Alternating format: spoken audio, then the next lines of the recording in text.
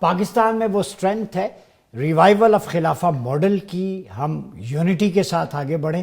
Lesson یہی ہے کہ ڈفرینسز ختم کریں، ڈیپلی اسٹڈی کریں اس چیز کو۔ جو قائد نے، اقبال نے، ان کے جو فرامین ہیں، ان کی روشنی میں پاکستان کی گائیڈ لائن بالکل کلیئر ہے۔ ہمیں کسی اور سے دستور لینے کی ضرورت نہیں ہے۔ برائے مہربانی ڈیوائن ریولیشن موجود ہے۔ قائد نے کہا میں کون ہوتا ہوں دستور دینے والا، اقبال نے بھی یہی کہا، قرآن و سنت رول ماڈل ہے۔ اسلام کے علاوہ بہترین سالوشن کہیں اور نہیں ہے۔